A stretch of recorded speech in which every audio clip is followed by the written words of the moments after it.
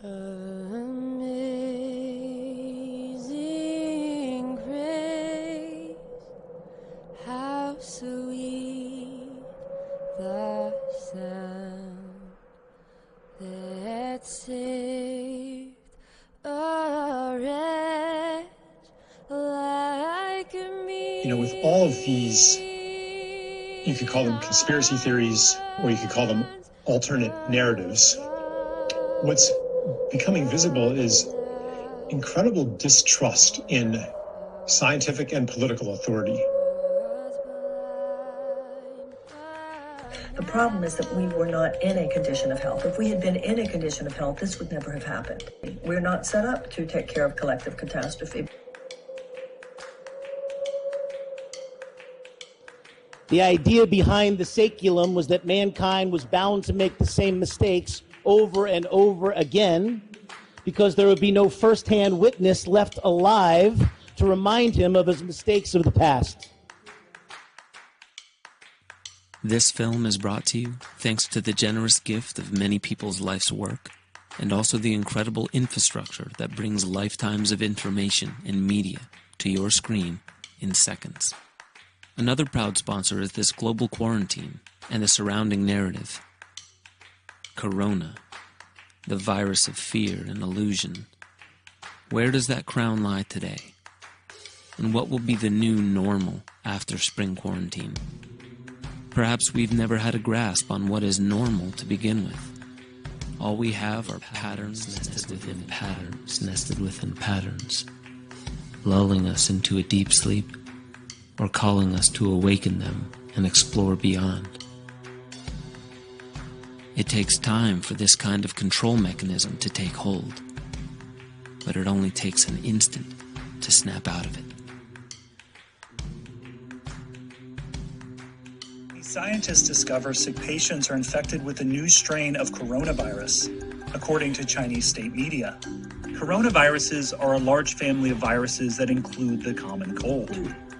At this point, there are no documented instances of human-to-human transmission.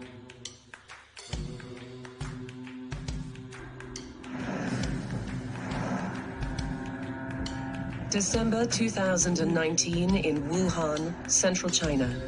Something strange was happening to the residents.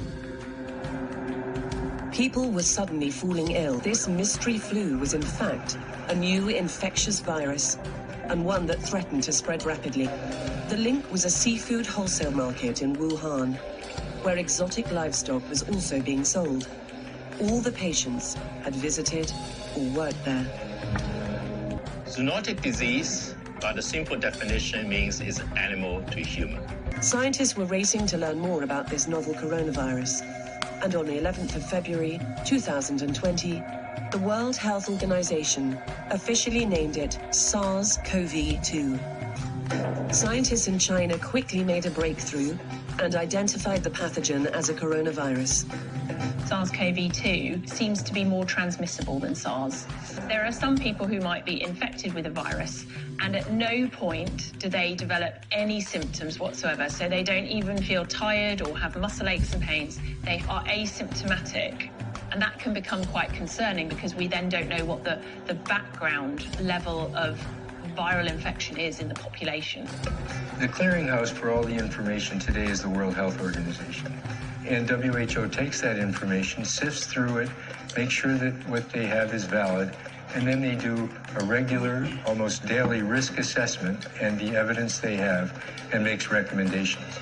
China has instituted the greatest effort to reduce travel that we've seen in modern history.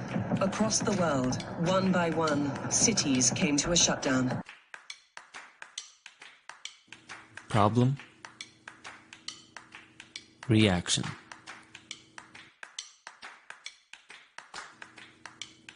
Solution?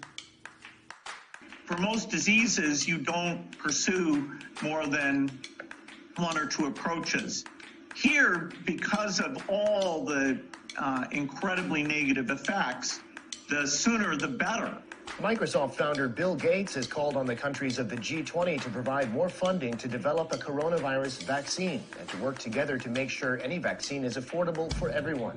In an opinion piece provided Sunday exclusively via South Korea's Yonhap news agency, Gates said at least $2 billion will be needed for vaccine research by the group known as the Coalition for Epidemic Preparedness Innovations. It looks like this.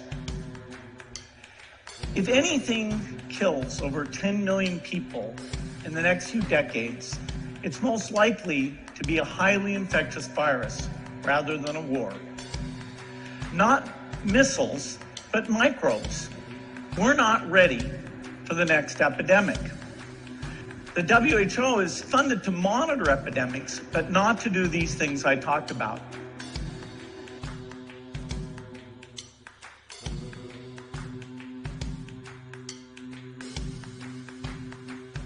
This is a chart of the 2008 financial crisis. Over the course of 517 days, the stock market dropped by more than 56%. Millions of people lost their jobs, their homes, and their life savings. It was the worst time for the global economy since the Great Depression.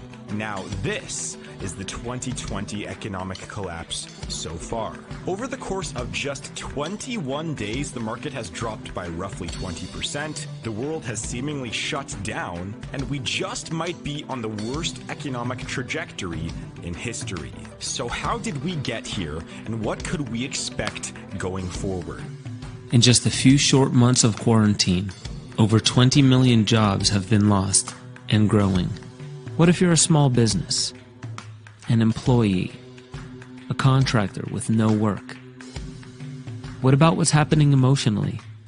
Are people treating this like an extended vacation? Or waiting for word from the screens in their house on how to proceed next? Some homes might be experiencing abuse. Some abuse is less obvious and more systemic. But don't talk too loudly about that, folks. As forward and progressive as humans can be today, it's still an unwritten rule. Don't talk about conspiracies and ruin my latte. I have a lot of Netflix and anxiety to get through before work. Bills, pills, and problems. Don't tell me the world is after me too. No. The world is most definitely not after you. But our karma, planetary-wide, has arrived on shore. Because we've refused to look for so many years and so many reasons at the darkness inside. The price of our convenience, the reverberations of a society with lots of power and less wisdom on a shrinking timeline. All signs from mainstream to conspiracy point towards a coming decade of large-scale change, a new age of technology, layoffs, globalization, surveillance, control, and massive opportunity for awakening. If you're not in the mood or do not deem yourself fit to ruin your latte right about now, no shame, no blame. Close this video and maybe consider some Nako or Peya. Go chill. You deserve it. For those of you eager to hear an opinion-laden diatribe over top music and fair use content to flesh out a complex world scenario with a simple and singular solution, then get your latte ready. First, the arrest today of a Harvard University professor for lying about his participation in a Chinese foreign recruitment program. Second, this morning we have unsealed a separate indictment of a Chinese national working as a scientific researcher at Boston University who failed to mention on her visa application that she is also a lieutenant with the People's Liberation Army. Finally, this office has indicted another Chinese national for trying to smuggle vials of biological material out of the United States to China and lying about it to federal investigators. It's a bioweapon. And how do I know that? Gee, maybe it's because this virus was originally found in a meat market within 5 miles of the only biosafety level 4 laboratory in China. Mainstream media doesn't talk much about those confiscated vials of liquid. Alternative sources tell me it's a bioweapon. The theorist in me smells conspiracy afoot, but I'm not convinced either way. On October 16, 2014, the Obama administration, wary of the potential threats to public health from the gain-of-function GOF research into SARS, MERS, or influenza, announced through the National Institute of Health that it was suspending funding into similar research. The funding pause included Xi Jinping's research project, Genetic Engineering of SARS-like Coronavirus in Bats, a collaborative effort with Dr. Ralph Barrick, a virologist at the University of North Carolina. Second, after the Wuhan outbreak, Indian researchers compared the S protein sequence between 2019 nCoV and SARS. They discovered that 2019 nCoV had 4 new sequences inserted, all of which can be found in HIV sequences through a search on GenBank. Shi Zhengli discredited those observations, although she never denied the existence of the 4 inserted sequences. However, scientists probing GenBank found that there were only 3 viruses containing all sequences. The first is the HIV virus itself. The second is a bat coronavirus discovered by Shi. And the third is this new Wuhan coronavirus. Dr. Judy Mikovits was the first OG working on HIV and XMRV before Dr. Anthony Fauci allegedly republished her work as his own and had her arrested, effectively ruining her reputation in the science community. Wikipedia says that her theories were fact-checked and found to be either false or not based in scientific evidence. Well, that's a leading statement. He either didn't do it, making it false, or there's no scientific evidence because the science community hasn't published their own evidence. All the evidence is so far in the alternative media that isn't on the payroll. But that's my speculation. By the way, Fauci isn't a stranger to the Wuhan virology lab, nor is George Soros or Bill Gates. Okay, what about the numbers of the pandemic? This is exactly equivalent to any other typical seasonal year of influenza outbreak. The world's top qualified epidemiologist has also shown his data showing, especially data taken from the Diamond Princess cruise ship infection rate, which also showed the similar rates of 0.03 to 0.9 maximum in a worst case scenario in the worst of the hotspots. If someone dies with COVID-19, we are counting that as a COVID-19 death. No, I can't imagine if someone comes in with coronavirus, goes to an ICU, and they have an underlying heart condition and they die, they're going to say cause of death, heart attack.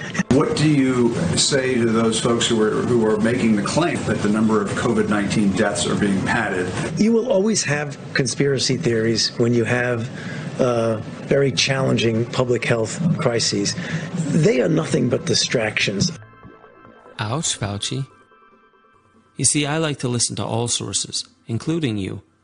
I don't call any media a distraction.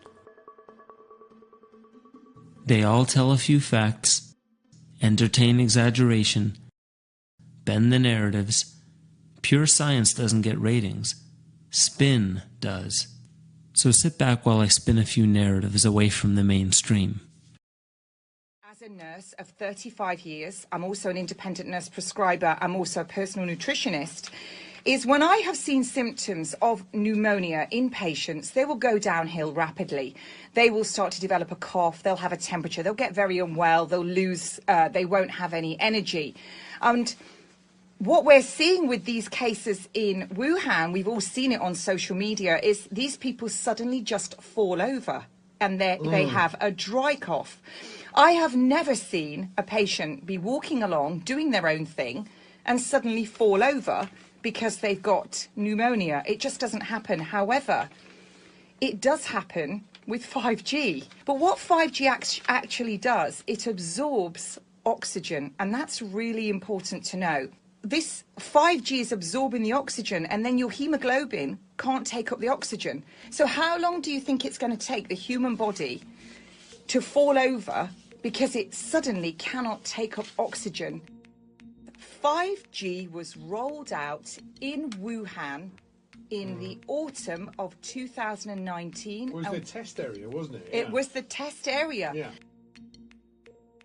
I can't help but say something about this whole coronavirus thing, if you want me to. Yes. So,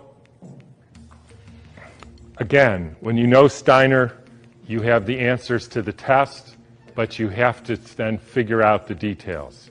In 1918, after the biggest pandemic, the Spanish flu pandemic of 1918, Steiner was asked, what was this all about? And he said, well, viruses are simply excretions of a toxic cell.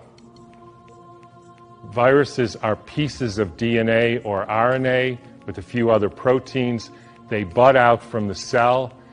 They happen when the cell is poisoned. They are not the cause of anything. I had a dramatic example of this when I was growing up.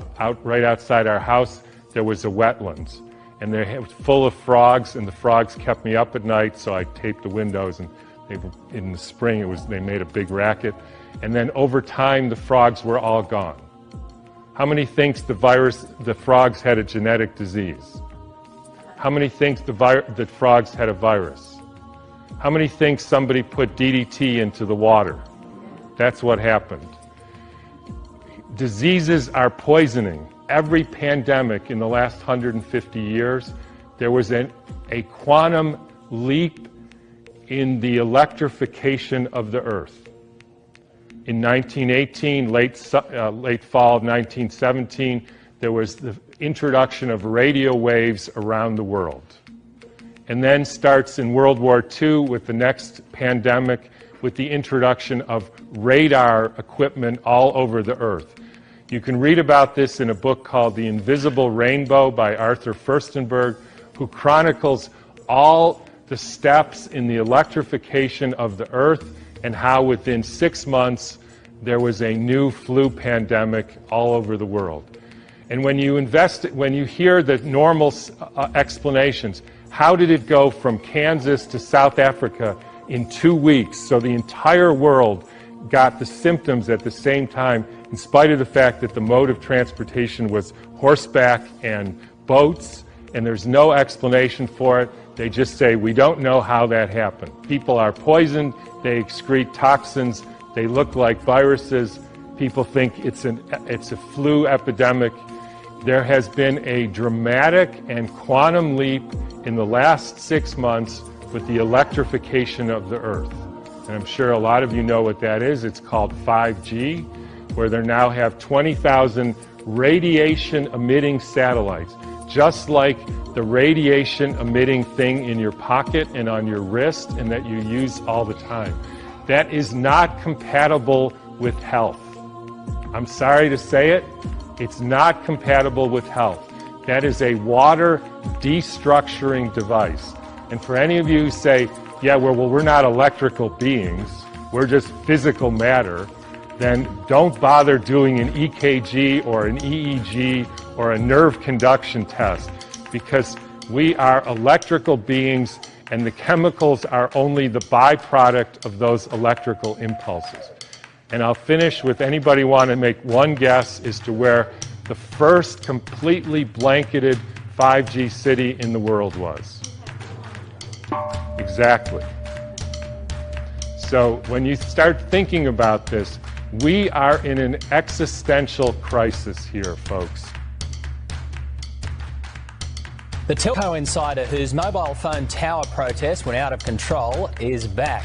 Now, he drove a tank down city streets, destroying transmitters to highlight what he saw as dangerous tower emissions. Now, of course, he was sent to jail for that, but the former technician hasn't changed his mind about the health effects of mobile phone towers. 5G engineers have been threatened in the UK, and people have been trying to burn down 5G masts because of this. Guys like this are pushing out viral videos with over 500,000 hits, and the audiences love it. 5G just causes cells to detoxify themselves with coronavirus. Now, if they wanted to demonstrate their hypothesis, all you would have to do is irradiate a cell culture with 5G, and boom, it should start doing something like this. In fact, you wouldn't even have to irradiate it specifically with 5G, because every cell culture in every biochemistry lab around the world should magically start producing coronavirus when they turn on the 5G. And oddly enough, not one person around the world made that observation. While I don't believe that telecommunications technology is causing viral infections, I do believe that we are beings of frequency, and it would be silly to think that telecom companies don't employ the same tactics as big tobacco, such as, there is no evidence to our knowledge that our product is dangerous. It seems like a conflict of interest, but regardless, I want to know why 5G technology is the talk of the town. With the proliferation of cell phone technology and also wireless internet, broadband, and satellites, as well as cell phone towers and microwave towers, in the book you say that we're on the verge of a whole new generation and wave of an increase of all of that. We are, and it's been in the news lately. It's called 5G. And it's being planned both on Earth and in space. On Earth, the telecom companies are gearing up for this new thing that they're calling the Internet of Things that's going to be served by a kind of service that they're calling 5G wireless technology. And it's going to be totally different than the kind of cell phones and internet connections that we have now. It's actually going to be phased arrays, which is not in my book, because when I wrote my book, this was not on the drawing board yet. But it's going to require small cell towers, antennas on existing utility poles is how they're going to do it, on every block in every city in the world, spaced about 200 to 300 feet apart throughout the world. They're going to use millimeter waves. Each cell site is going to have thousands of tiny antennas in it, focusing beams at your cell phone, at your wireless hub in your house. The intensity of radiation that we'll be hit with will increase astronomically. The second thing that's on the drawing board is doing this with satellites in space. And only recently, Elon Musk of SpaceX, just last week, he got permission from the FCC to launch his first 4,425 satellites into space. That's already been granted. Eventually, SpaceX's plans are for 12,000 satellites completely blanketing the Earth with phased array antennas, super high-speed internet from only 200 miles in altitude. They're going to irradiate every square inch of the Earth. There's going to be no place remote enough where you're not getting irradiated. The fact that these are still hundreds of miles above our heads is not reassuring in light of what has happened historically. That every time we have dramatically changed the properties of the Earth's electromagnetic field, which is called the magnetosphere, it has had dramatic effects on health down here on Earth. Okay, 5G is a telecommunications platform. It's supposedly irradiating us with harmful frequency emissions. It's not just from Earth, but now it's from space, and citizen journalists are taking to the streets with consumer price technology to tell the story of what it's doing to our health. Remember that there are people in every circle all around the world that want a healthier and more harmonious global control network. Great. Not that any of us has control over anything but our actions, but when people in droves unite around a common purpose, no matter their intention, shit gets done. I'll revisit this when I explain my view on why everything that's happening right now is perfectly orchestrated for a mass awakening. So I brought EMF expert Brian Hoyer to my office space at the time to see just how much and how many types of radiation there are around us.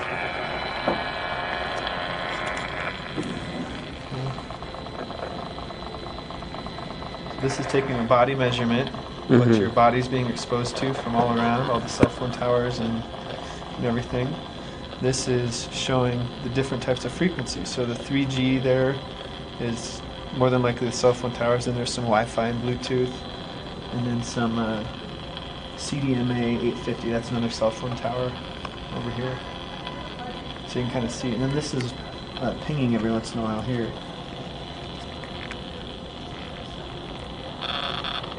That's a cell phone. That's a cell phone right there, yeah. So someone's cell phone is pinging the tower, checking status updates. Gotcha.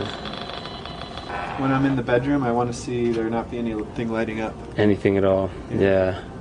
Your nervous system can sense all of these sounds, and the way that's going into the body disrupts the whole nervous system. All those voltage-gated calcium ion channels. Yeah. And likely some of the other voltage-gated channels. Dude even showed me where the Earth-generated frequency lines were in relationship to my desk. Now earlier, Dr. Thomas Cowan was talking about the 5G coronavirus connection. Here's some research to the contrary. Okay, so there are no active commercialized systems based on 5G active in Canada at the moment, so that doesn't really bode well for our theory. How about South America? Again, you probably heard there were infections in Brazil, there's stuff going on in Argentina. So then we look at the actual 5G deployments in South America, and it looks like there's one kind of down there near Uruguay, but that's pretty much it. So again, that also doesn't bode well for our theory. And finally, we can take a look at France. So here's a nice map of France. As you know, France was one of the hardest hit European countries. Fortunately, I live in the southwest of France, where there's hardly anything. And so that's COVID-19 in France, and here we have the map of actual 5G deployments in France. Oops, there is no 5G in France. The Eastern Bloc, said that this radiation is dangerous, and they adopted standards 1,000 times lower than the United States. There's so much money to be made to deploy unlimited amounts of systems. The National Toxicology Program has confirmed that the FCC's standard upon which American industry relied is wrong. So if your child is playing in a playground or is at a school where there's one of these cell phone towers, and next year that cell phone tower is going to be on steroids as we develop 5G technology, you're saying that parent should be concerned of an increase of disease or some kind of radiation affecting that child, point blank. Yes? Yes. Okay. Some are saying there's a conspiracy to inflate anti-5G propaganda to interfere with the US catching up with China, which we'll cover in a moment. Others say the conspiracy comes from the other side, to whitewash the science warning against EMF increase and the technology's ability to single you out and surveil you wherever you are, which we're also about to cover. The jump in the capacity to transfer data, in comparison, is that 4G is like a garden hose of information, while 5G is like the channel. Let's just say very reputable sources are giving completely polar expert opinions, and the side that stands to benefit the most, at least financially, tells us that it's completely safe. Could be a conflict of interest, but I'll stay neutral for now. When are these pot-smoking conspiracy theorists going to stop drawing irrelevant correlations between things like the back of the 20-pound note and this thing that does look a lot like the coronavirus symbol at the top? And yeah, that does look like a 5G tower. It does look like it's emitting radiation. The purpose for showing this information is not to make you think one way or the other. The purpose is to get you to worry less about thinking that you have to know the details of the mystery in order to proceed intelligently in this world.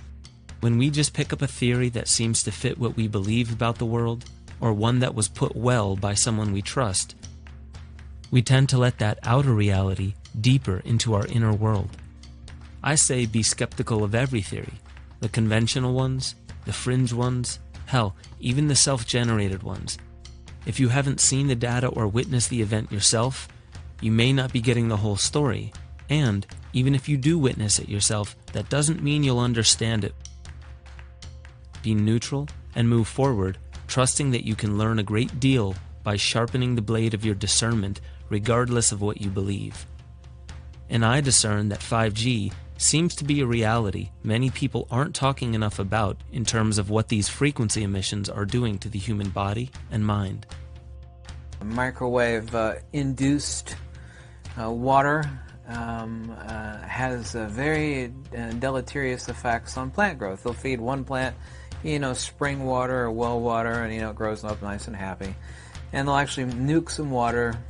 Shows that it actually has very damaging effects on the plant, because the plant actually takes this water up and it doesn't actually have a correct harmonic for communication of the signals for growth and for the actual plant cells to talk within themselves. So this is a serious problem, and what it does to human tissue is absolutely no different whatsoever. There goes your latte. Wi-Fi sounds pretty shitty to health, not gonna lie. And rumor has it, as of 4G, the world has over 100 million times more radiation than our grandparents lived through. I hope all of you understand that we are water-based creatures. We need water to survive, and not just any water. Clean water, mineralized water, structured water. The health effects of 5G on the body quickly gave way to another core issue that fewer people are talking about. Why all the focus on China with this virus? Why the connection to 5G? On a political strategy level, why are we all quarantined at home for a virus with an infection and mortality rate that barely rivals the seasonal flu? When I think Trump tweeted out something in 2014, and he said, remember, China is not our friends or not our ally. And he got like 300 retweets. It wasn't something big. He tweeted this back in 2014 or 2015. And then all of a sudden, one day, everybody in the news is talking about 5G. And prior to that day, we weren't really talking about it. And all of a sudden, hey, we got to be the leader in 5G. I'm like, 5G? So I'm going to start looking 5G. Okay, 1G, 2G, 3G. 1G is the regular phone back in the days. 2G is whatever. 3G is the iPhone, and then 4G is the latest phone. And then now 5G is going to be changing the game. And most people go to, well, 5G is just a faster phone. So private devices. Take the cloud away from it. Just look at the device itself. Sure. It's meant to be a private device. Right. Why? It's American product. Fast forward, to 2009, China starts to look at that, says, okay, we want to dominate the next level, right? Not just the technology, we want the apps, services, and business models to be Chinese companies. And so Huawei gets hundreds of billions of dollars to develop 5G and ZTE. But then you have Baidu, Alibaba, and Tencent. So they're behind the Chinese firewall. They're protected. You can't have the fangs going in there. It's just the bats that control the e-economy within China.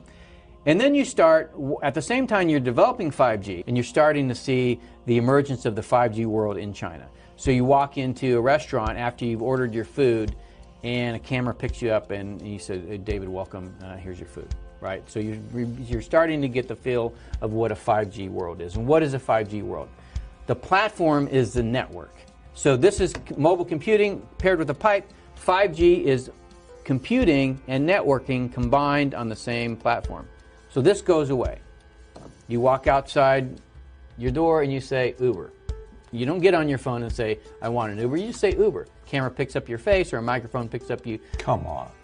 That's what 5G is. That's what 5G is. And then the Uber shows up. There's a camera on the car that sees you, knows who you are, don't have to ask you your name. You get in and you go to wherever you want. You get out and you go do whatever you want. So in this world, in the 4G world, this is a platform. It's yours, right? You don't want to be part of that, all of that data. Remember we just talked about how do you influence society? You don't want all that data to be out there about what you're doing. Just don't carry one of these, right? Just opt out. In a 5G world, you cannot opt out. Not only can you not opt out, you don't know who owns the data. Everything that you do can be watched. And 2 people for every camera in China by 2022. They have 1 billion right now on surveillance. Right, 1 billion cameras in China right now. With artificial intelligence for facial recognition, right? So all of this is getting built right now in China. And who's helping them do it? Microsoft, Google, right? All of these companies that want to deploy this world into our country The heads-up visors on the helmets that the cops wear in Wuhan, China, have facial recognition technology and thermal imaging to see who may have a fever. This helps them spot potential coronavirus victims, and these expensive dome caps aren't being decommissioned when the corona event evolves. Kinda cool, kinda creepy. Not all tech advancements are designed for global dominance and privacy invasion. Imagine a doctor in New York operating on a soldier in a tent in Afghanistan with no signal delay. This technology already exists. Now let's put down the latte and examine the technology you may have never known is already in your house. I suggest you look this. I'm going to sit here and talk about an hour about beamforming. And this is no tinfoil hat nonsense. This is hardcore fact. My base station, my Apple base station in the back room back there that sends out Wi-Fi, has beamforming technology in it, and that sucker's like 6 years old. Beamforming has been around for a long time. What it does is it signals out where the hell the signal needs to go to, and it directs the signal there. And at 20 gigahertz to 100 gigahertz, i.e. high band 5G, where the danger really lies with microwave radiation, you got a serious issue. Signal triangulation vis-a-vis the towers is extremely precise. By the way, the current towers you're using on your cell phones right now is omnidirectional signal output. In other words, if you're over here, the transceiver tower for your iPhone and your Android is beaming out all over the hell over the place. And of course it finds you, but it doesn't, dial you in. It triangulates where you are, but that's position. Hardcore, 100% undeniable flipping fact. And that fact is that the combination of the technology that exists on every damn cell phone, including the cheap ones, which is signal triangulation of where the hell you are, within a few feet, on top of the 5G beamforming technology, which is specifically designed to single you out using upper sideband or lower sideband frequency manipulation, a microwave, you can induce one of 5 different emotional states. Fear, anger, confusion, lethargy.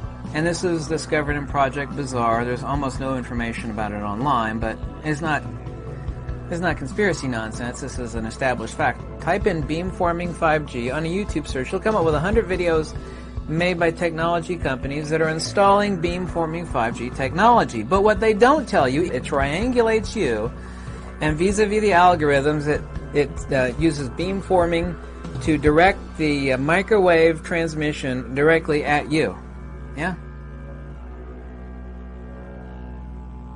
The unique placement of the coronavirus outbreak aligns with the date I kept repeating in Esoteric Agenda 1. April 19th or 20th and the surrounding days is when the world has seen events like Columbine and Virginia Tech school shootings, the BP oil rig explosion, the event at Waco that ended in flames, Hitler's birthday, the day Albert Hofmann discovered the psychedelic properties of LSD, and more.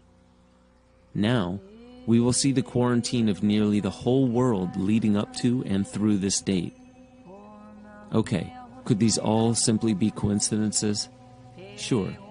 It also coincides with the peaceful protection of Mauna Kea in Hawaii from a multi-billion-dollar optical eye that uses lasers to get clear pictures of outer space. This will be the largest telescope in the world and is at a strategic location between the US and China. All the protectors of Mauna Kea were urged to go home, while reports say that TMT has no intention of moving forward on construction. However, they also offer no promises at present. Furthermore, while the first near-global quarantine has occurred, the tension between the US and China appears to be all about a virus. What's the possibility of the US and China go to war in the next 30 years? It's very high in my opinion. The Chinese military was ordered to have the capability to take Taiwan by military force starting in 2020. China knows they have to be able to sink the United States fleet and shoot down our aircraft. This pandemic has now become China's geopolitical opportunity, and certainly the opportunity would be if China would like to be the world leader, a respected world leader in terms of global governance, and this is perhaps the time for China to set up the agenda. The current pandemic hit the global economy hard, but perhaps while everyone's looking at the virus, these countries have their eyes on the crown.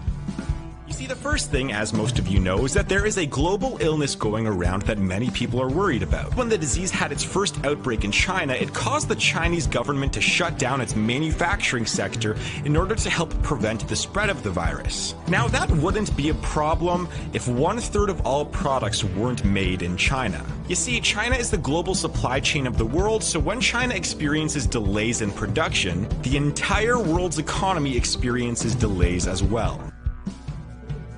A black swan event is an event so big it changes the entirety of mankind's perspective. Black swans are characterized by their extreme rarity and impact. These events cause catastrophic damage to the economy and cannot be predicted by any standard forecasting tools. Black swans, by definition, are unpredictable. At least that's conventional wisdom. The Etruscans were a civilization that ruled Italy for 900 years. They believed black swans were completely predictable and that they would happen every 90 years. The idea behind the saculum was that mankind was bound to make the same mistakes over and over again because there would be no first-hand witness left alive to remind him of his mistakes of the past. They marked their calendars from crisis moments to crisis moments. These events happened every 90 years. Simply look at American history. 1776, the Revolutionary War. 1864, the Civil War. 1945, one saculum later, the end of World War II. These wars were resets. They were the results of crisis moments that had played out in the decade prior. The super cycle is turning. We are at that crisis moment once again. In order to really identify the coming black swan, we need to put on the correct lens from which to view the world. As humans, we've actually been through this pattern many times before. The only difference is the appearance of the outer threat. The inner threat is always that we will go into a fear mode, change our biochemistry, demolish our creativity, and convince ourselves that we are powerless. Think about it. All that has likely happened in your life since the coronavirus outbreak is that you and your family have watched mainstream or alternative media telling you what's happening out there. All of it sounds convincing enough, and every human around you is mirroring the same believed reality. Therefore, everyone is responding in a predictable fashion. Even conspiracy theories emerging in times like these is completely predictable. And prediction is the name of the game. Old paradigm views of an elite conspiracy had more to do with people, bloodlines, and prophecies. The conspiracy of tomorrow is centered around the use of technology. Therefore, today, the conspiracy is the infiltration of human perception with the use of technology and algorithms. I bet you think you have access to the internet, don't you? I did. But the largest search engine, Google, currently indexes only 0.004% of the internet.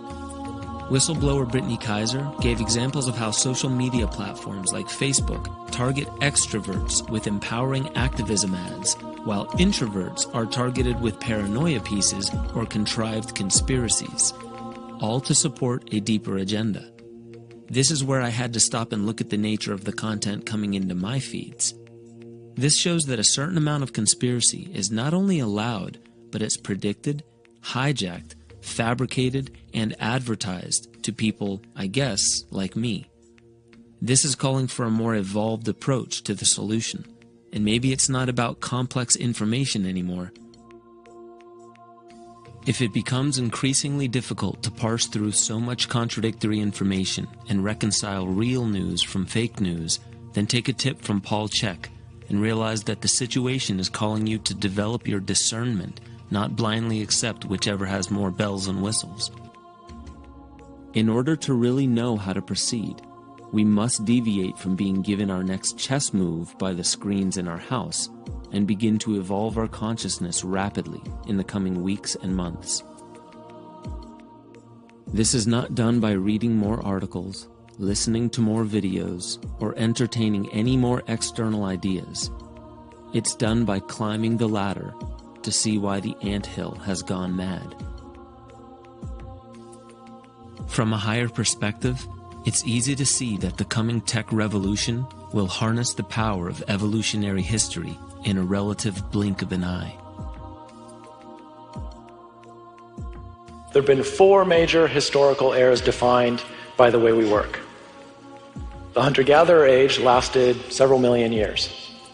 And then the agricultural age lasted several thousand years. The industrial age lasted a couple of centuries.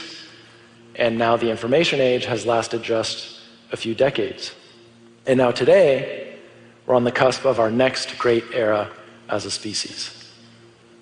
Welcome to the augmented age. How many of you are augmented cyborgs? I would actually argue that we're already augmented. Imagine you're at a party and somebody asks you a question that you don't know the answer to. If you have one of these, in a few seconds, you can know the answer. We've always been limited by this need to manually push our wills into our tools, like literally using our hands, even with computers. I want to have a conversation with a computer, right? I want to say, computer, let's design a car. To come up with new designs all by themselves. All it needs are your goals and your constraints. I'll give you an example. In the case of this aerial drone chassis, all you would need to do is tell it something like it has 4 propellers, you want it to be as lightweight as possible, and you need it to be aerodynamically efficient. And the computer is coming up with this stuff all by itself. No one ever drew anything, and it started completely from scratch. And by the way, it's no accident that the drone body looks just like the pelvis of a flying squirrel. It's because the algorithms are designed to work the same way that evolution does. So if supercomputers are sifting through billions of years of evolution to arrive back at the same anatomy of creatures that have been here for a long time, then what does that say about us and our bodies? There seems to be so much fascination about our technology that we forget we still don't understand the human body or its potential. People like Wim Hof dealt with ridicule their entire lives until scientists finally proved that his breath practices allow people to override their own nervous systems. Over 100 years ago, Santiago Cajal studied neurons and was curious about glia, which make up the majority of brain matter. But his brother, Pedro, raced to finalize the neuron doctrine, which gave all intelligence credit to neurons. Science passed off glia as packing material, unimportant. Dr. Andrew Kobe now says that neurons may be involved perhaps solely in reflexive or pre-programmed behavior, while astrocyte glia could be the mechanism for higher-order thought processing, namely imagination, creativity, and intuition. To carry this thought forward, glia runs through the entire body with a fiber-optic quality and is our most interconnected thinking apparatus in the body. The fascia, or connective tissue, is a liquid crystalline network that connects to every organ, every kind of tissue, and can transport photon units of information. This is how you can respond to a touch of your toe before your brain even receives the signal. The nervous system works at about 250 miles an hour, whereas the fascia communicates at near light speed with a fractal distribution system. This tissue is made up of collagen, ground substance, and water. It's healthiest when it's moved in dynamic ways, well hydrated, and rested. Today, sitting is the predominant human activity. Less movement, poorly hydrated, and hardly rested. That's the state of our bodies. 5G radiation is said to be absorbed most in the epidermis and dermis layers of the skin. This is a part of our fascial system, and it communicates through photons. But while we marvel at technology doing this, our body has its own fiber optic system. It's perfectly built, Like Buckminster Fuller's tensegrity model, it can withstand and adapt to many kinds of stressors and forces. Cullen Smith and Santos Bonacci focus on the symbolism of the human anatomy. The pelvis of a human is centered around the sacrum bone. The root of the word denotes sacred. The root of our spine with 33 vertebrae that finishes at the cranium.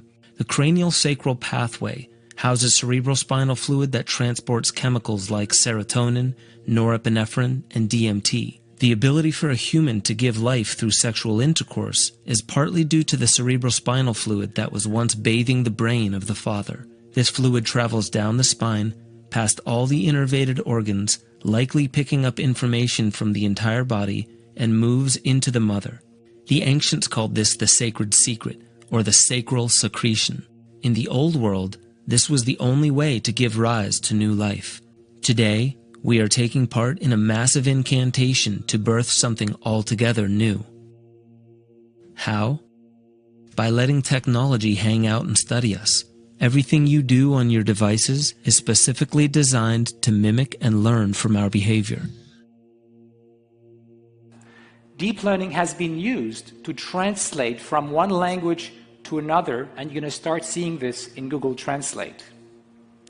This is expanding the computer's ability to understand and generate natural language.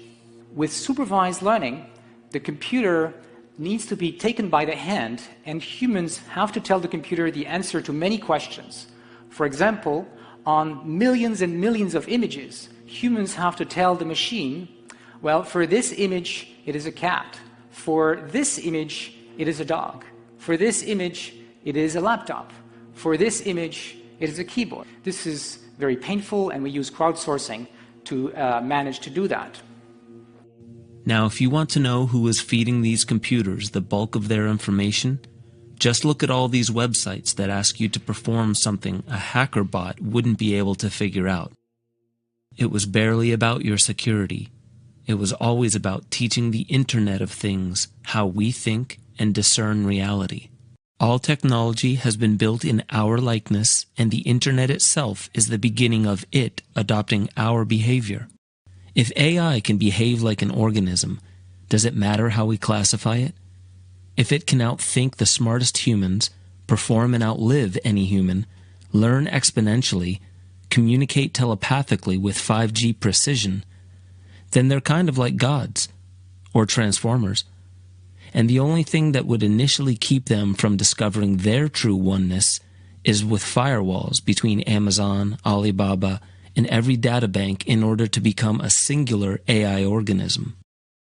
There's a speeding up of information processing technology and a cultural reliance upon it beyond which we can't actually foresee the level of change that can come over our society. It's like, an event horizon past which we can't see. Now imagine having computers that are superhuman at every task that is relevant, every intellectual task, right? So the best physicist is a computer. The best medical diagnostician is a computer. The best prover of math theorems is a computer. The best engineer is a computer, right? There's no reason why we're not headed there. We've all heard about this in movies, but most of us likely don't see how close it actually is. Perhaps that's why all the mainstream media is telling us we're going to have to adopt a new normal.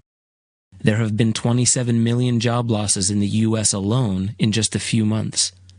One could say we're already being groomed to accept the new normal.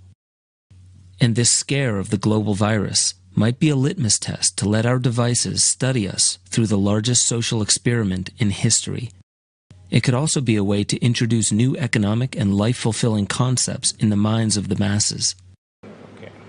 What to do about mass unemployment? This is going to be a massive social challenge. And I think ultimately we will have to have some kind of universal basic income. There is the possibility of providing a minimum income.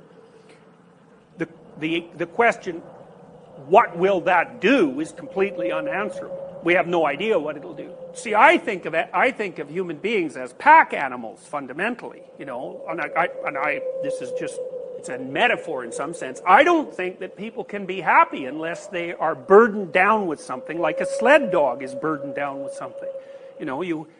You have to have responsibilities. They have to be important responsibilities.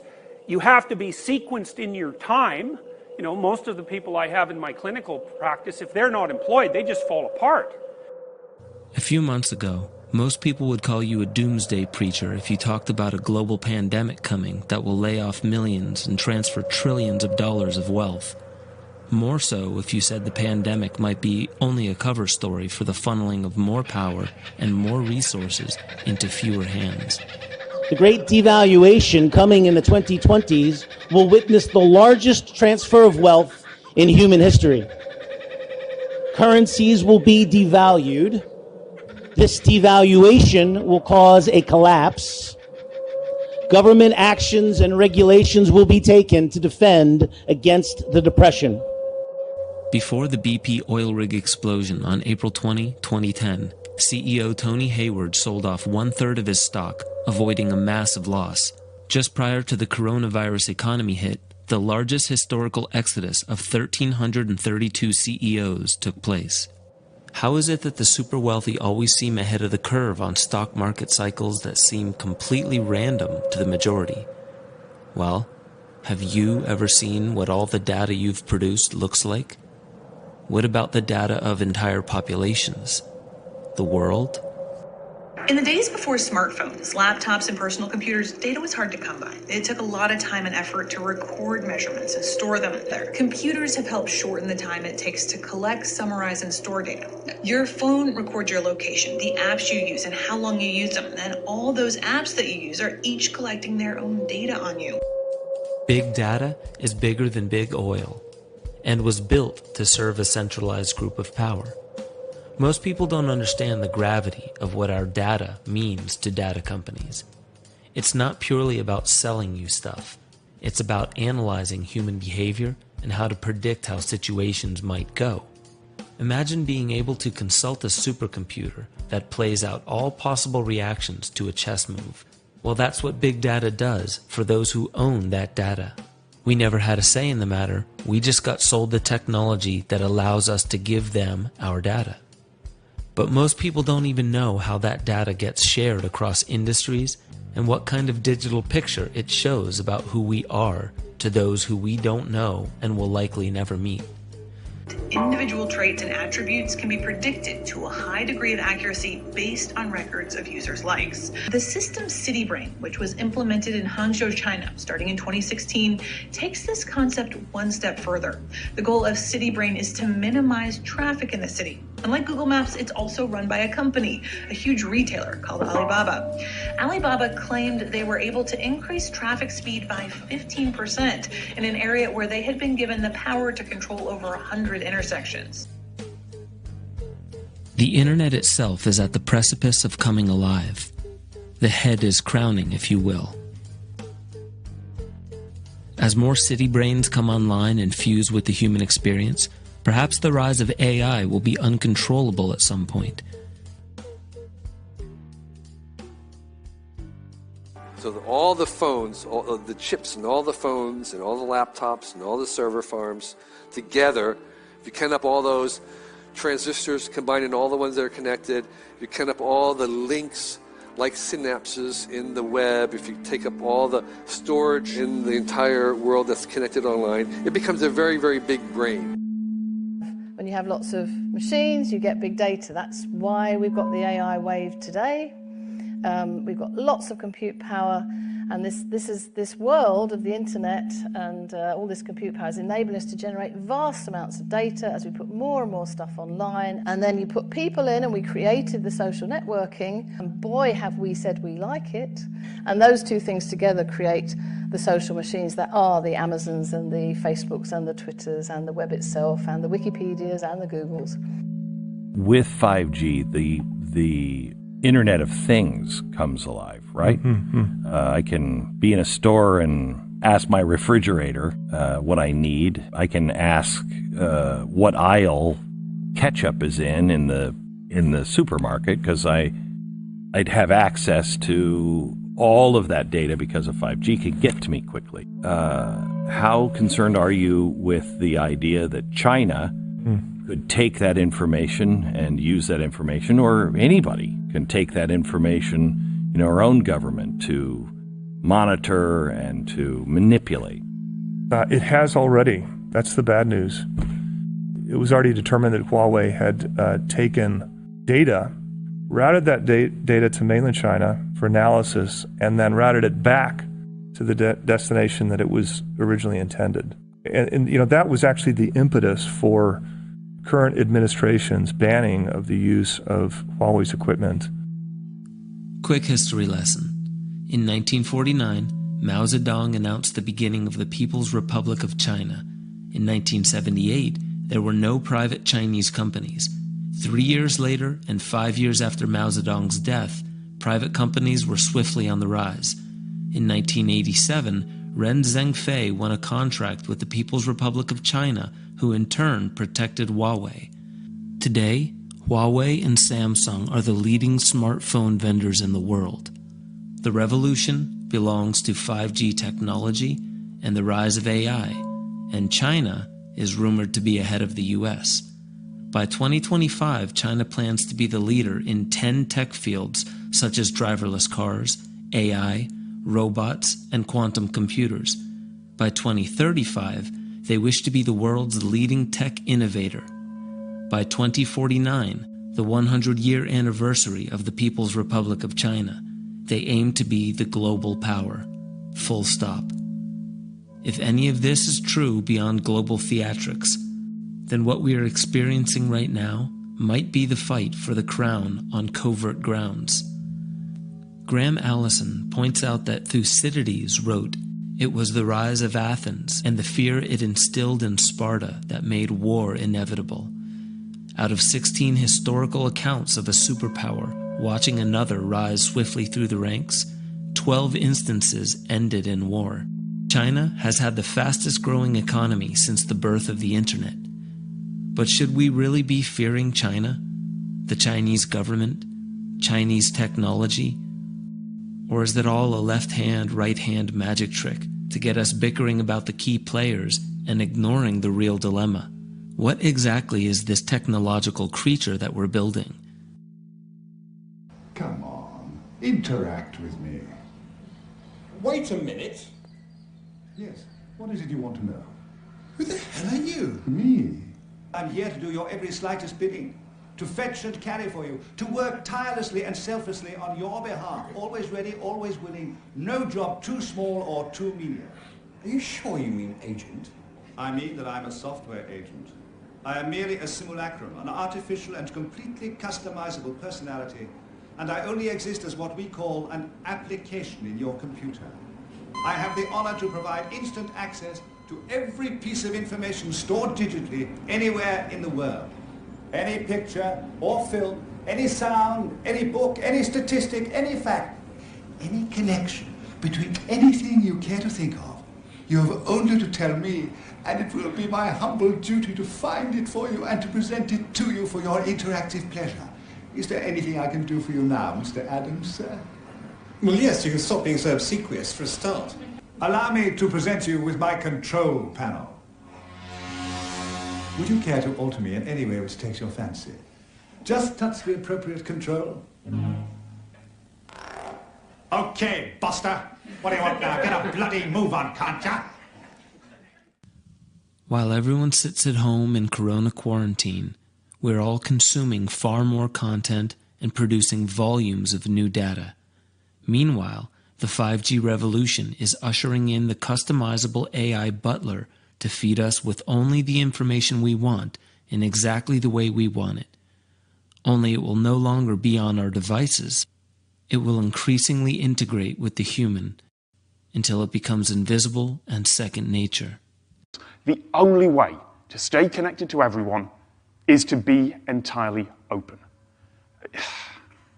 That's the only way that the engines know which of your thoughts to send to other people and which should come back. Well, I'm offline right now at a conference, but as soon as I walk off and put my earbud back in, then my engine will start catching me up at 800 words a minute, faster than anyone could possibly speak, but still slow enough for the brain to understand, just on the important things, just on the things that matter to me. All the implicit associations, all the hidden biases that study after study after study after study have shown are in everyone's heads, they get picked up by engines. The fact that college professors are more likely to respond to enquiries from men, picked up by the engines. It's not clear enough to quantify, it's not clear enough to defend against, it's not one thing that you can pull out of the enormous web of connections and patterns that the engines pick up. And you should have seen the fury when one CEO said, well, that's the way it should be. Engines should reflect the biases of the people who own them. While the biases of most of humanity are at present, according to the tone in all of the art and documentaries lately, is filled with doom and gloom and a couple New Agers cheering on the ascension to 5D. The vast majority of humans are always late to picking up on the future. Technology that would blow most people's minds are usually in a research facility for decades while scientists figure out how to weaponize it. The internet and all telecommunications technology is not immune from this. And in fact, the internet itself might be developing its own immune system. For this 5G grid to be there, for this active denial system to be there, you've got to automate the response to hacking. You've got to make it fully autonomic to make it safe for the people. Otherwise, France will come in and microwave Copenhagen. Whatever, China will microwave New York. That's the threat, isn't it? It's China and America. Let me get it right here. You've got to keep up with the theatrics, You can't have that, so you've got to put in a system which can protect itself. So it needs to be autonomic. It needs to be artificial intelligence running it, because you can't have that human error. You can't have that human delay. If France is going to microwave Copenhagen, you don't have time for someone to see the signal and go and push the button. By the time they do that, the city's already microwaved. You've got to have it fully automatically responsive. You need to give it lethal autonomy, and they're talking about that as well. If you look at some of these things through here, and like I said, it's a national priority, and it says here, down the bottom here, achieve fully autonomous capability for sophisticated attack scenarios. We're giving the internet its own immune system. And what is the internet? The internet is a virtual life of its own. It really is. And that may be a strange thing for people to think about. Could life inhabit a body? Could something that was simply a series of mainframes and simply a series of computers and hard drives and this energy actually be a life of some sort, like a child? And could everybody who's plugging in and interacting with the internet be like a neural node in the brain of this child that is learning from everybody who's doing all this stuff? It's alive. Oh, it's alive. It's alive. It's alive. It's alive. Oh, in the name of God. Now I know what it feels like to be God. It feels like to be God. Max Egan is a friend and usually on the cutting edge of the global elite, as he calls out the US versus China tension as theatrics. David Icke says that China's role is to act as the role model for the US when the next coronavirus outbreak happens, likely this coming fall. Hoax. The current quarantine is the litmus test of how close to martial law people will go before resisting. The crown is said to be out there, lurking, when it's truly within. So don't underestimate the power of independent, artistic, and evolved media. This is how the control equation comes unraveled. The equation I speak of was built to funnel all resources and power into very few hands. So in response to this centralized power, a decentralized system of data communication was born. Blockchain is the technology behind cryptocurrencies like Bitcoin and Ethereum, but can do far more than just transfer value. Blockchain transactions produce data, and in a decentralized world, every independent computer holds and verifies the transfer of data, rather than a centralized group with private control of the network. Bill Gates is trying very hard to shift the patenting issue now to digital. So you just take a genomic map and you say, my invention, you don't create a seed. Seed is self-organized, self-making, and evolution in continuity. Just by making a map, a genome, and you have no idea what the seed does. And this is something he's pushing very, very hard. My book records how he financed DivSeek. I've talked about how he's pirated seeds we have saved that tolerates salt and floods, and he says invention. This biopiracy is a bit like Columbus, where Columbus is supposed to have discovered America, when he basically went as a pirate. Why do I call him today's Columbus? Because he's carving out new colonies. Software should have stayed open software. A group called Quantum Materials Corp. Developed the traceable nanotechnology to be injected into the skin with a vaccine called quantum dots. The Gates Foundation simultaneously helped build the United Nations digital identity platform called ID 2020, which according to payments.com utilizes immunizations to serve as a platform for digital identity. The plan for this digital identity is to be pushed out to every human on the planet. So if this technology is anything like our cell phones, you'll probably need an update shot every few years. Do you see the pattern here? Do people have any say in the matter of what gets injected into their skin, regardless of the external circumstances? At present, many people protest the idea of mandatory anything, let alone vaccines that let strangers inject a mystery substance into your bloodstream without question. Why? Because they claim science is on their side, like the witch hunters and colonists claimed God was on theirs. And what makes you think what your scientists are writing is any more truer than my saints? Because there are volumes of proven data, numbers, Have you poured through the data yourself? The numbers, the figures? Well, no. No. Oh, interesting. So let me get this straight, Mr. Reynolds. You get your information from a book written by men you've never met, and you take their words as truth based on a willingness to believe, a desire to accept, a leap of, dare I say it, faith? So next time you find yourself frustrated about the decline in vaccinations in America, remember that it's only because of the dramatic success of vaccines that we could even think of having this debate. Only by understanding and accepting these psychological pitfalls that we're all so susceptible to will we be able to solve this problem, and that is what science is all about. Yes, the movement is growing, unfortunately. And so, yes, there are more anti-vax people today than there were 5 years ago, 10 years ago, what have you. And that's bad news. The problem is that more and more of the anti-vaccine movement is not specific to vaccines. It's actually more an anti-government movement, a lack of trust in governance, which extends to include science and scientific admonishments that may come from government sources, whether it's public health leaders or organized medicine, what have you. And it makes the battle of fighting this inappropriate, incorrect perspective about the role of vaccines in saving lives. It makes fighting it very, very difficult because you're not really fighting to the message. You're fighting to a larger social problem, a larger political problem that very few people in public health are prepared to address.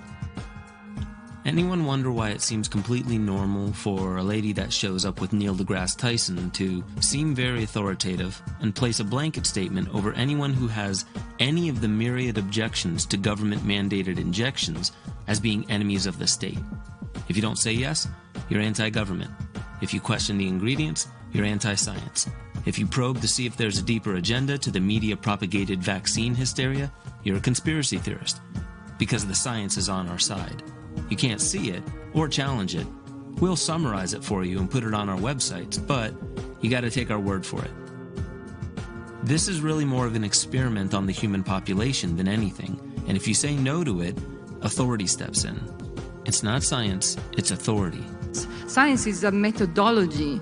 It's not like a paradigm per se. So I can use an objective method which is scientific, but I must use my subjectivity to try to even vaguely understand what is needed by the other. By being there, I am part of the experiment, so I am a subject of the experimental setup as much as the plant or the animal that I'm looking at. You can kind of control them, but you can't cure them. You can't win this triumph that was part of the ideology of the onward march of science and the onward march of medicine. We were supposed to have no disease by the year 2000. You know, with all of these, you could call them conspiracy theories, or you could call them alternate narratives. What's becoming visible is incredible distrust in scientific and political authority. Well, vaccines are a miracle. They're fantastic. Anything that makes people hesitate to give their children these vaccines creates risk. Risk for the children who don't get vaccinated, and risk for children who, some of whom don't have an immune system, and so they're benefiting from the fact that the community protection means the disease doesn't get to them. Getting the word out that yes, vaccines are great, the safety data is very, very clear, including any of these specific concerns. That's very important to our foundation. Every country, you know, the rumor mill often works against us there. So we'll have to see how that one develops. So where does all of this leave us with the vaccine for the coronavirus? Well, I will say it's three phases. The acute phase we're in now, the semi-normal phase until we get a vaccine, and then the truly normal phase after the vaccine has protected all of us. Friend? Friend? Who's he? What? Friend. You are free to go anytime you want to, but remember, you need this. You need it now, don't you? Why, if your objective is to protect children against serious infectious disease, why would you take away the option of how parents do that? And she said, because if we allowed parents the choice, it would destroy our MMR program. In other words, the concern was for the protection of the program over and above the protection of children. Theorists are calling Bill Gates the Antichrist because of a Microsoft injectable blockchain implant patent number 060606. The rebuttal? Well, it's not exactly 666. And then there's H.R. Bill 6666. Congress.gov shows that it was introduced to the House of Representatives on May 1st. So far, there have been no actions on it. So it is real, but we're verifying, does H.R. 6666 require people to get vaccinated for COVID-19? Our main source is the bill itself. There's not a single mention of vaccines in the text, period. No mention of vaccines, but $100 billion being put towards tracing and tracking COVID-19 carriers, much like China is tracking the same with those nifty helmets. So, could that money go towards RoboCop helmets in America?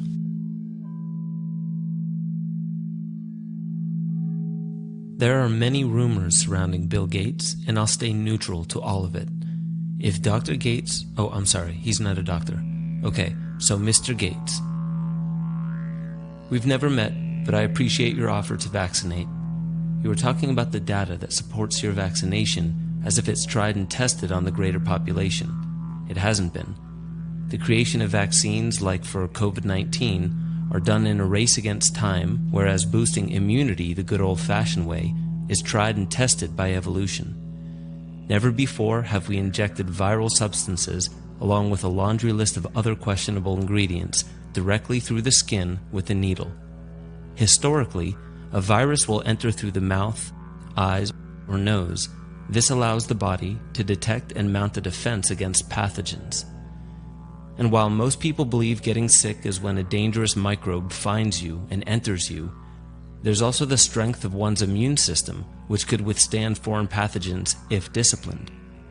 This means that your multi-billion-dollar pursuit to inoculate the world is rivaled by the protection of a well-fed, well-exercised, highly playful, and nature-balanced discipline.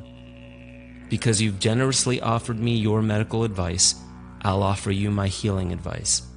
Your posture needs some work, and I'd love to see your vital statistics. Lipid panels, blood platelets, microbiome, you know, all that data, and I'll customize a spiritual protocol involving cold water plunges and plant medicines just for you. You have my word. If you decline, that's okay. And I thank you for understanding as I decline your medical offer as well. We are all sovereign. We don't need a document or ceremony for this coronation. I recovered my sovereign crown the moment I woke up and remembered my purpose and place. I vowed in that moment to have only love as a solution in all of its various forms. As the protectors of Mauna Kea have shown the world, saying no is also a form of aloha, a deep loving presence that we share like breath. Kapu Aloha is the basis of the effort to keep the world's largest telescope from illegally being built on their sacred mountain.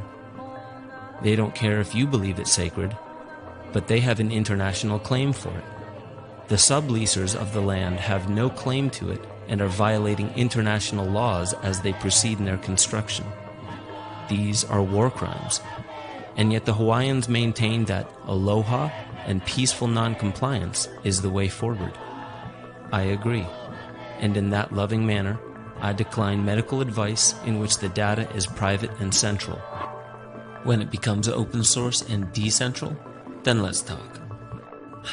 That was fun. You see, I would love to live in a world with less digital distraction, less pollution, less of a lot of things.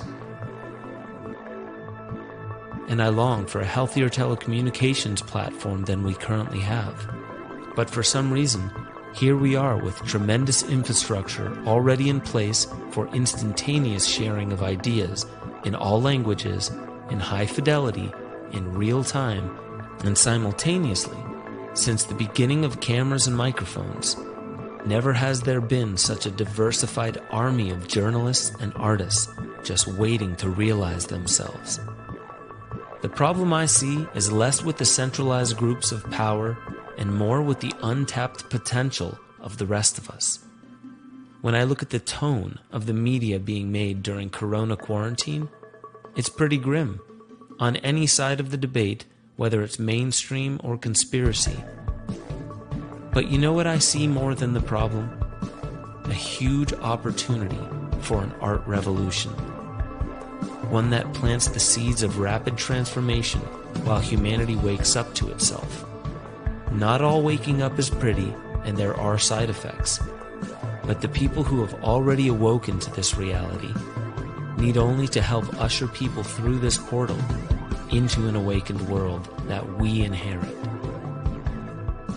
According to those who study cycles of time, we've seen this pattern before. The planet and its fractal inhabitants are due for a wake-up call to something global and unanimous. We must lift up our community. The way I choose to do it is through art. I feel the infrastructure for a large-scale shift of power is already in place. The fact that more people have nice cameras and microphones in their pocket and have access to free editing apps is a great start. The YouTuber or vlogger rivals the scope and size of the mainstream media. The biggest difference is top-down organization. But a true media or art revolution would be a grassroots explosion of people remembering who they are and why they're here. That's what this film is. It's a beacon to only those ready to wake up to a new reality. If you feel disoriented as you realize this world is different than you once believed, there are those of us who've been waiting for over a decade to support you. It can be scary for many who once depended on believing the system of control has their best interest in mind. It can be daunting to realize that this isn't a movie about a fictional world. You're in this movie. You're in this quarantine, like everyone else, unless you're in Sweden not giving a fuck. But regardless of what you believe is the real story about coronavirus, the solution remains the same. This is a moment where all of you who began waking up years ago are being called to step up your rank and usher more people through the portal of awakening. If you think awakening sounds too soft or mystical, I mean people coming to terms with the horrors on this planet so we can finally introduce a systematic solution that is obvious, irresistible, irrefutable, and therefore inevitable.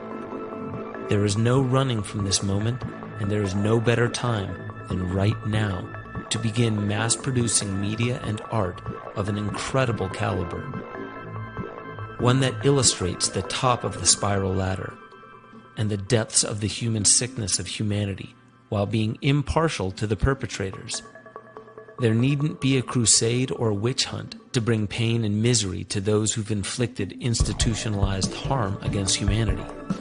No, the real punishment is treating all sick people the same exact way, with a basis of love and compassion, with the service of science and the blindness of unconditional love.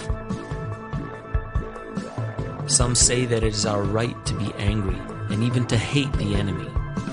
Yes, you are allowed in this free world to feel exactly how you feel, own it and honor it. But I say that most people's enemies exist only on screens and don't even deserve the attention that that title gives them. Aligning with our principles, no matter what the scenario, will always allow us to live from the right place and incorporate the right solutions. Our enemy is only the willful ignorance of the solution that is right in our face. Literally, because there's a computer right in your face, and that computer, with your heart and mind, can provide incredible service to humanity as we wake up from a lie that can no longer be held up. So don't fool yourself into believing we need more than we presently have to wake up the right people. We don't need 7 billion people to wake up, because most people will follow the trend no matter who's winning. But as the world begins waking up through 2020, you'll know it's because you and I have been flooding the internet with evolved messages and resolute action, and even driving innovation in free speech and censorship-neutral media platforms.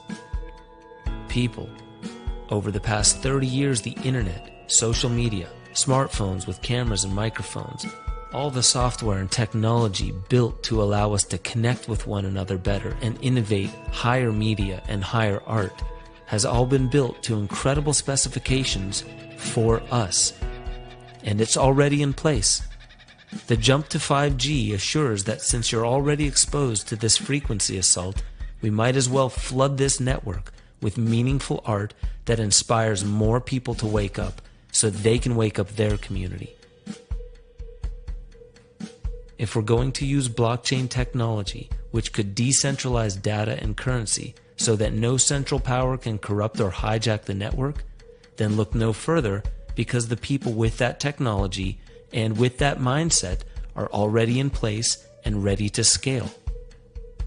If a new economic system is underway, then it's incumbent upon us to hijack it with peace, love, transparency, and any tool at our disposal. Perhaps growing food and learning how to forage will be useful for more and more people coming up. Spark some community. If quarantine lasts longer or comes back harder, be prepared and have a plan. If everything's moving digital, use digital art forms to increase the caliber of content available online. If the Internet of Things is studying human behavior, let's show it something other than the lowest denominator of our species. Instead of focusing on how everything seems wrong, look for how it's actually perfectly orchestrated for exactly what our species needs to wake up to. If you forgot what that is, spend some time in nature. Start a breath practice. Meditate. But whatever you do, do it now. Never has there been a more ripe opportunity to change the course of history by changing your inner trajectory. But let's set a few things straight. Every radical change in history has been fueled by a crusade against the enemy. But as we step into the post-quarantine world, who we are and what we express must be fueled by aloha, unconditional love. That radiant force must be brought into the darkest of moments. For those who have ever gone through a harsh wake-up, a deep plant medicine experience, or any struggle,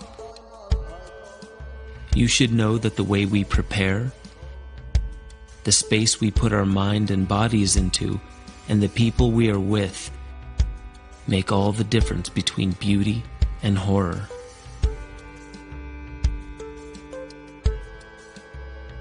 The reason we come together must surpass the forces that would split us apart.